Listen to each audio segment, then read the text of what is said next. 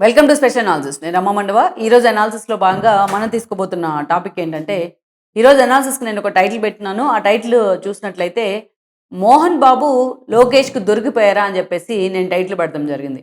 ఎందుకు ఈ టైటిల్ పెట్టామంటే దానికి ఒక జస్టిఫికేషన్ కూడా ఉంది. ఆ అంశం గురించి ఇక్కడ మనం డిస్కస్ చేద్దాం. ఇక్కడ చూసినట్లయితే లేటెస్ట్గా ఏదైతే తిరుపతిలో మోహన్ బాబు యూనివర్సిటీకి సంబంధించి ఏదైతే ఒక కొత్త వార్త తెర మీదకి వచ్చింది. అక్కడ మోహన్ బాబు యూనివర్సిటీలో జరుగుతున్న అవకతవకలకు సంబంధించి కొంతమంది స్టూడెంట్ యూనియన్ నేతలు అక్కడ ధర్నా చేయడానికి వెళ్ళడం జరిగింది ఆ యూనివర్సిటీ ముందు. అయితే ఈ క్రమంలోనే వాళ్ళు ధర్నా చేసే క్రమంలో, ఆ ధర్నాని ఇనిషియేట్ చేసిన క్రమంలో ఏఎస్ఎఫ్, ఎస్ఎఫ్ఐ నేతలు కొంతమంది విద్యార్థి సంఘాల నేతలు వీళ్ళు ధర్నా చేసే క్రమంలో వాళ్ళని మోహన్ బాబు వైపు నుంచి కొంతమంది వాళ్ళ అనుచరులు అని చెప్పబడే బౌన్సర్లు వచ్చి వాళ్ళని కారులో వేసుకుని కిడ్నాప్ చేసి ఎటో తీసుకెళ్ళిపోయినారు. తీసుకెళ్ళి ఆ తర్వాత పోలీస్ కేసులైనాయి, అంతా న్యూసెన్స్ నడుస్తూ ఉంది. ఈ క్రమంలోనే వాళ్ళు మళ్ళా వదిలేయటం జరిగింది. అయితే వాళ్ళు మ్యాన్ హ్యాండింగ్ చేశారు. వాళ్ళ మీద భౌతిక దాడులు చేశారన్న విమర్శ కూడా ఉండింది.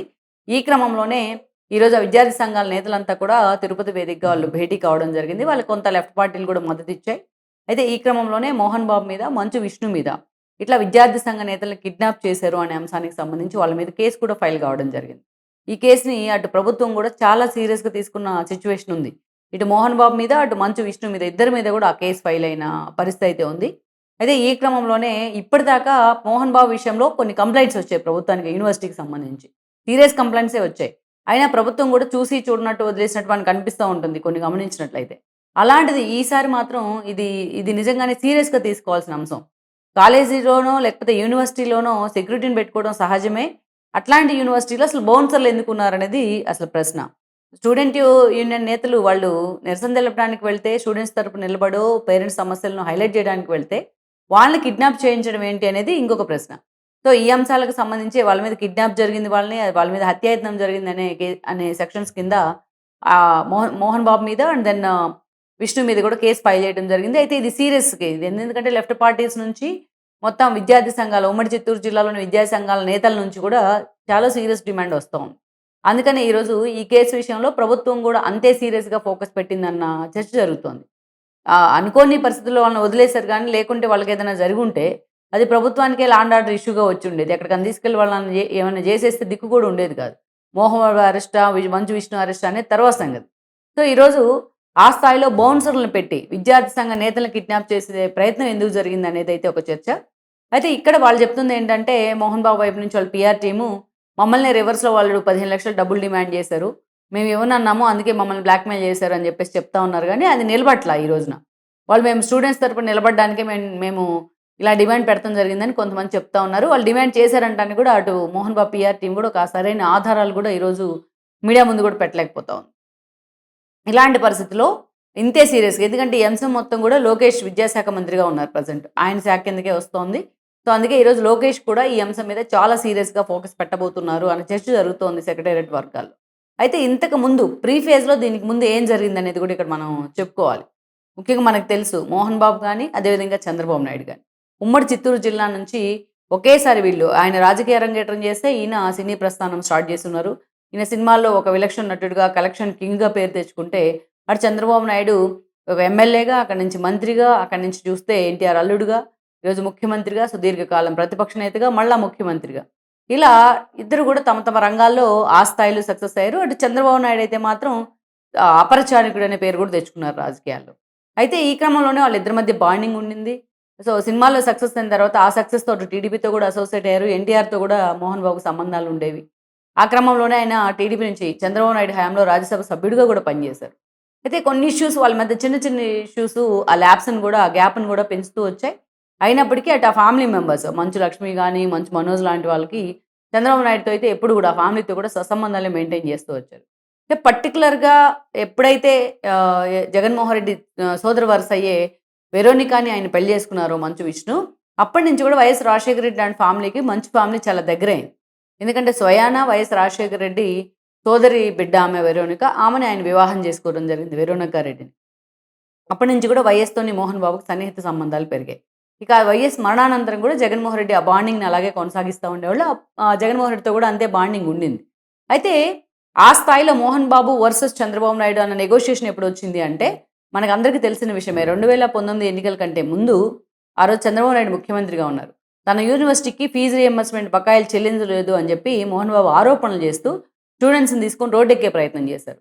అంతవరకు నిరసన తెలిపితేనో, ప్రొటెస్ట్ తెలిపితేనో పెద్దగా ఆయన టార్గెట్ అయ్యేవాళ్ళు కాదు. ఆ రోజు స్టూడెంట్స్‌తోని ఆయన రోడ్డు మీద పడుకొని మరి ఆయన పైకి ఎక్స్‌ప్రెస్ చేసిన హావభావాలు కానీ, ఒక ముఖ్యమంత్రి స్థానంలో ఉన్న చంద్రబాబు నాయుడుని ఉద్దేశించి చాలా దారుణంగా మోహన్ బాబు చేసిన విమర్శలు గానీ, టీడీపీ క్యాడర్ ఇప్పటికి గూడా మర్చిపోలేదు. అంత దారుణంగా హ్యూమిలేట్ చేస్తా మాట్లాడారు ఆయన చంద్రబాబు నాయుడిని, లోకేష్‌ని. ఆ తర్వాత కొద్ది రోజులకే, అది జరిగిన కొద్ది రోజులకే అటువైపు నుంచి చూస్తే మొత్తం అసలు నిజానిజాలు ఏమున్నాయని ప్రభుత్వం కూడా ఈ విషయంలో బయటపెట్టే ప్రయత్నం చేసింది. ఈ క్రమంలోనే ఆ రోజు జగన్మోహన్ రెడ్డి దగ్గరికి వెళ్లారు. ఆయన పంచన చేరారు. ఇక జగన్మోహన్ రెడ్డి తరపున పనిచేశారు. లోకేష్ ఓటమి కోసం కూడా పనిచేసి ప్రచారం చేస్తా అని చెప్పి కూడా హడావిడి చేశారు వాళ్ళు. ఇక ఆ క్రమంలోనే పార్టీ అధికారంలోకి వచ్చింది. కానీ జగన్మోహన్ రెడ్డి ఏ రోజు మోహన్ బాబు దగ్గరికి తీసుకొని ఆయనకు ఒక పదవి ఇచ్చిన పరిస్థితో, ఆయన్ని ఓదార్చిన పరిస్థితో లేదు. ఎందుకంటే ఆయన్ని ఆ స్థాయిలో ప్రచారం చేశారు కాబట్టి ఆయనకి రాజ్యసభ అన్నారు, ఎమ్మెల్సీ అన్నారు, మంత్రి అన్నారు, ఏదో చాలా ప్రచారం జరిగింది.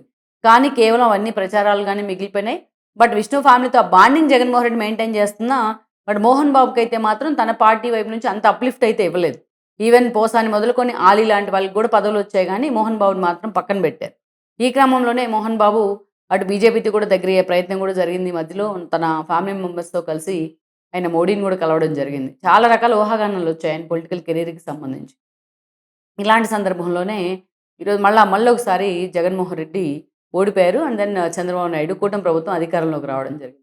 అయితే వాళ్ళు అధికారంలోకి వచ్చిన కొద్ది రోజులకే ఎంబీయూకి సంబంధించి, మోహన్ బాబు యూనివర్సిటీకి సంబంధించి కొన్ని ఇష్యూస్ తెర మీదకొచ్చాయి.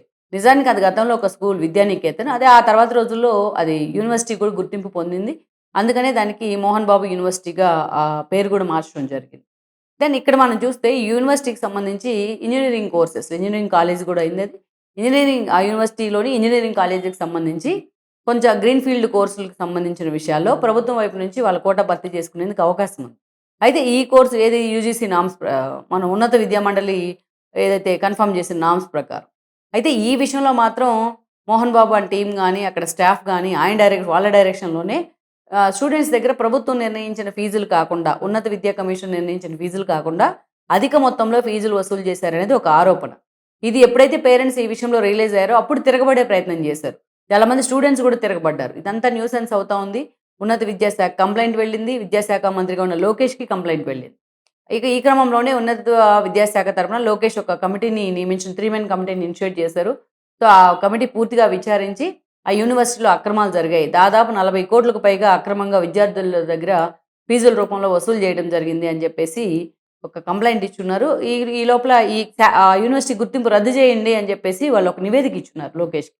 ఈ క్రమంలోనే ఆ భయంతోనే మోహన్ బాబు కోర్టు మెట్లెక్కే ప్రయత్నం చేస్తే కొన్ని రోజులు కోర్టు హోల్డ్‌లో ఉంచినప్పటికీ, బట్ మీరు ప్రభుత్వంతోనే తేల్చుకోండి, ఉన్నత విద్యాశాఖతోనే తేల్చుకోండి అని చెప్పి కోర్టు కూడా డైరెక్షన్ ఇచ్చింది. అయితే ఈ ఈ క్రమంలోనే మరి లోకేష్ ఆయన మీద ఫోకస్ పెడతారా? గతంలో తనని ఆ స్థాయిలో హ్యూమిలియేట్ చేసి తన తండ్రిని ఆస్థాయంగా అవమానించిన మోహన్ బాబుని లోకేష్ ప్రతీకారం తీర్చుకునే ప్రయత్నం చేస్తారా ఆయన మీద అన్న చర్చ కూడా జరిగినా, బట్ ఈ విషయంలో మాత్రం లోకేష్ కొంత చూసి చూడనట్టు వదిలేశారు అన్న చర్చ కూడా జరిగింది. ఎందుకంటే వాళ్ళ మధ్య ఉన్న పొలిటికల్ బాండింగ్ కూడా అలాంటిది. ఆ పార్టీకి, మోహన్ బాబుకి మధ్య ఉన్న బాండింగ్. అయితే ఈ విషయంలో లేటెస్ట్‌గా ఇదే అంశం మీద అటు విద్యార్థి సంఘాల నేతలు స్టూడెంట్స్‌కి రావాల్సిన డబ్బును మీరు తిరిగి ఇవ్వాల్సిందే అని చెప్పి ఒక డిమాండ్‌ని తెర మీదకి తీసుకొచ్చాయి. ఆ అవకతవకలను ప్రశ్నించడానికి వాళ్ళకి ప్రొటెస్ట్‌కి పిలుపునిస్తే, ఆ విద్యార్థి సంఘాల నేతలను ఆళ్ళు బౌన్సర్‌లను పెట్టి వాళ్ళని కిడ్నాప్ చేయించడం జరిగింది. అలా ఎలా చట్టాన్ని చేతిలోకి తీసుకుంటారు మోహన్ బాబు? ప్రొటెస్ట్ తెలిపే అవకాశం ఎవరికైనా ఉంటుంది. ఫ్రీడమ్ ఆఫ్ స్పీచ్ ఉంటుంది ప్రజాస్వామ్యంలో. బట్ వాళ్ళు ప్రొటెస్ట్ చేయడానికి వెళ్తే వాళ్ళని కిడ్నాప్ చేయించి బౌన్సర్‌లతో తీసుకెళ్ళిపోయారు ఎక్కడికో. పోలీస్ కేసులు, ఈ హడావుడి అనుకున్న తర్వాత మళ్ళా భయమేసి తీసుకొచ్చి వాళ్ళని వదిలిపెట్టడం జరిగింది. ఈ లోపలే వాళ్ళని మ్యాన్ హ్యాండ్లింగ్ కూడా చేశారు ఆ బౌన్సర్‌లు చాలామంది. ఇక ఇదంతా గూడా చాలా సీరియస్ టోన్ తీసుకుంది చిత్తూరులో. ఈ క్రమంలోనే అటు లెఫ్ట్ పార్టీల నేతల మద్దతుతో స్టూడెంట్ యూనియన్ నేతలు గూడా ఒక మీటింగ్ పెట్టుకున్నారు. అటు మోహన్ బాబు మీద, అండ్ దెన్ మంచు విష్ణు మీద, వాళ్ళ బౌన్సర్ల మీద కేసు గూడా ఫైల్ అయినాయి. ఈరోజు మోహన్ బాబుని అరెస్ట్ చేయాల్సిందే, మంచు విష్ణుని అరెస్ట్ చేయాల్సిందే అన్న డిమాండ్ గూడా అటు విద్యార్థి సంఘాల నేతల నుంచి పైకొస్తా ఉంది. సో, ఈ క్రమంలోనే ఈ అంశం అటు తిరిగి, ఇటు తిరిగి ఇటు లోకేష్ దగ్గరికి వెళ్ళింది. విద్యాశాఖ మంత్రిగా ఆయనే ఉన్నారు గాబట్టి ఇలాంటి ఇష్యూలన్నీ ఆయన కిందకే వస్తాయి. ఆయనే పర్సూ చేయాల్సి ఉంటుంది. సో, ఈరోజు లోకేష్ చేతుల్లో అడ్డంగా మోహన్ బాబు ఇరుక్కుపోయారనుకోండి. ఇలాంటి చర్య ద్వారా ఈ మధ్య కాలంలో ఆయన టైమే బాలేదు. అన్నీ ఇలాంటి సమస్యలే వస్తా ఉన్నాయి. మరి మోహన్ బాబు ఈ విషయంలో ఎలా ఆన్సర్ ఇవ్వబోతున్నారు? అటు ప్రభుత్వానికి గానీ, అటు విద్యార్థి సంఘాల నేతలకు గానీ, తాను మోసం చేశానని ప్రచారం చేస్తున్న స్టూడెంట్స్‌కి గానీ ఎలాంటి సమాధానం ఇవ్వబోతున్నారు అనేది ఇంకొద్ది రోజుల్లోనే క్లారిటీ వచ్చే అవకాశం ఉంది.